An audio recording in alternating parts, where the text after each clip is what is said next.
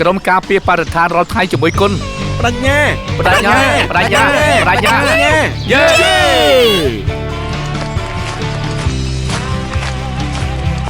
ពួកបងចាំរាល់កិច្ចការដែលបានប្រគល់ឲ្យហើយមែនទេបាទចាំហើយបងហ្វីណេក្រុមខ្ញុំទទួលបន្ទុកដាំឈើខ្ញុំនឹងរើសម្រាមនៅមាត់ទន្លេជាមួយមិត្តរួមក្រុមហើយខ្ញុំនឹងទៅរើសម្រាមពួកកូនប្រកែកណាកុំភ្លេចប្រើនាឡិកាគុណដើម្បីទាក់ទងគ្នាហើយកុំភ្លេចយកដបទឹកគុណទៅជាមួយផងដើម្បីឲ្យមានទឹកស្អាតជានិច្ចបាទតា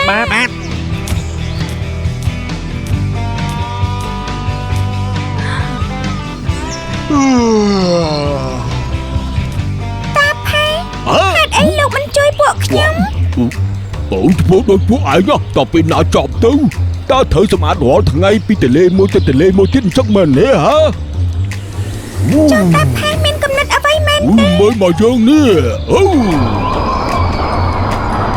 តាផេឆាប់ទេធូលីហោះគ្រប់កន្លែងហើយអូយសាមកធ្វើបែបនេះទៅឃើញយើងឆ្លាតល្អតើលឿនទេខ្យល់ក៏ត្រូវបានបំពុលហើយ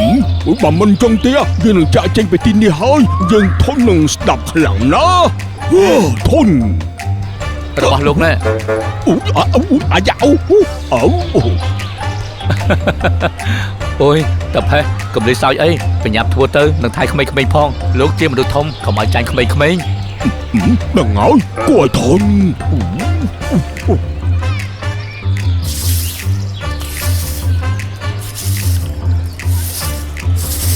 ឲ្យយើងគិតថាការងាររបស់យើងគឺទៅតាក់ទាញមនុស្សគ្រប់គ្នាយើងមិនរំពឹងថានឹងធ្វើវានោះទេអូតាផេយើងមិនបានធ្វើអីទេយើងគ្រាន់តែចង់ឲ្យបរិយាកាសរីករាយជាងនេះតើលោកណែនិយាយទេបើអញ្ចឹងតាផេះមិនចាំបាច់ធ្វើវាទៀតទេលោកអាចទៅកន្លែងដែលមានសម្រាមហើយប្រាប់ពួកគេឲ្យនាំគ្នាជួយសម្អាតគ្នាទៅអូខេបានឯងឆ្លាតណាស់មិនដូចស៊ីលីនឹងចំមុកនេះទេតាផេមិនបានយកសម្រាមមកទីនេះវិញ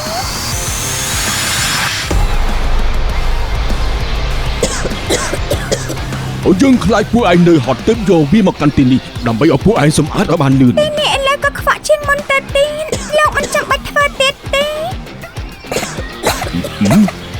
អូយមិនធ្វើក៏បានយើងនឹងឈប់កុំសួរយើងទៀតយើងអត់ចិត្តមានចិត្តល្អប៉ុន្តែបើគេត្រូវគេស្ដីបន្ទោសយើងប្រាប់មកដឹងចុះសម្អាតបែបនេះតើពេលណាទើបស្អាតប៉ាធំខ្ញុំថាតាផេះនិយាយសមហេតុផលពួកយើងមានមនុស្សតិចណាស់បើសិនជាពួកយើងធ្វើបែបនេះមិនដឹងថាធ្វើដល់ពេលណានោះទេបងអូនមានវិធីផ្សេងទេអូយមានតើប៉ុន្តែយើងមិនខ្ចីប្រាប់ទេកុំខឹងអីខ្ញុំនឹងឲ្យទៅដល់គោផ្លែឈើកុនផ្កាយប្រាំដើម្បីបង្កើនភាពសាំងដល់លោកណាពួកឯងសំណាងល្អហើយព្រោះយើងអត់ចេះខឹងយូរផងមានទៅដល់គោផ្លែឈើគុណទាំងអស់គ្នាមកយកណាតាផេះលោកមានកំណត់អ្វីឆាប់ប្រាប់អ្នកទាំងអស់គ្នាទៅពួកយើងត្រូវធ្វើឲ្យកម្មវិធីកាន់តែទូលំទូលាយអូគឺយើងទៅហើយយើងគ្រាន់តែរៀបតារាងអ្វីដែលត្រូវធ្វើដើម្បីការពារបរិស្ថានហើយកុមារគ្រាន់តែធ្វើតាមកំណត់ល្អពួកយើងនឹងធ្វើវាជាដំបូងយើងត្រូវរៀបតារាងពីអំពើល្អដែលយើងត្រូវធ្វើសម្អាតសម្រាមតាមទីសាធារណៈល្អណាស់ដាំឈើកំណត់ការប្រើប្រាស់ផ្លាស្ទិកការរក្សាអនាម័យទូទៅនោះជាកំណត់ល្អក្នុងការនាំយកដបទឹកគុណអស់ចានជាច្រើនមកឲ្យអ្នកប្រើបានអាចប្រើបានច្រើនដងដើម្បីកំណត់ការសំណល់ផ្លាស្ទិកគឺបន្ទាប់ពីញ៉ាំរួចលេបវាទាំងអស់ចូលទៅក្នុងពុះត្បូងទៅអូយអត់ត្រូវទេមិនបើខ្លាចមានសម្រាមគ្រាន់តែលេបវាដូចខ្ញុំត្មងទៅគឺអស់ហើយក្រៅពីនេះអ្នកទាំងអស់គ្នាត្រូវដឹងពីរបៀបរក្សាអនាម័យខ្លួនឯងរៀបចំរបស់របរឲ្យបានស្អាតវាជារឿងងាយបំផុតដែលអ្នកទាំងអស់គ្នាអាចធ្វើបានកុំក៏ខ្វាក់ដោយតាផេនាងចំបក់នេះតែងតែនិយាយអាក្រក់ពីយើងរហូត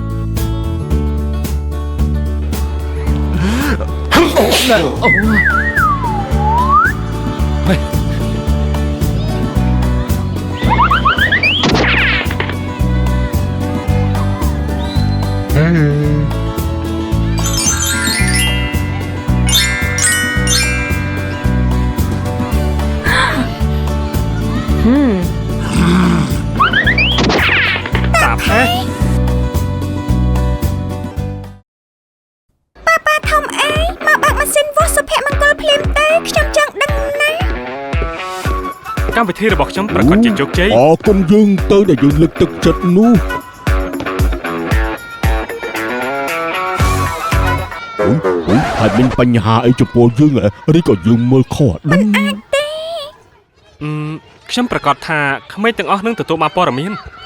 សន្ទុះទាបបែបនេះបង្ហាញថាយើងមិនបានធ្វើវាតាមរបៀបត្រឹមត្រូវគឺយើងគួរទៅសួរយោបល់ផ្សេងម្ដងទៀត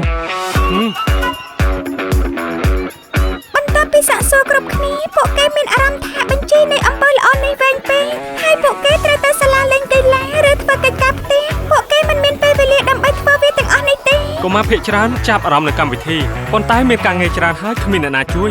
ទើបពួកគេបោះបង់នៅពាក់កណ្ដាលផ្លូវ អូយវាមិនពិបាកទេមួយថ្ងៃធ្វើតែមួយរឿងទៅបានហើយណា តាផេះឆ្លាតណាស់ហេតុអីបានជាលោកពូកែម្លេះថ្ងៃនេះ អូយើងទៅហើយ បរាជ័យគឺជាផ្លូវនៃភាពជោគជ័យកុំទុកការងារថ្ងៃនេះនៅថ្ងៃស្អែកតោះធ្វើបទបង្ហាញជាមួយគ្នាម្ដងទៀត យល់ព្រម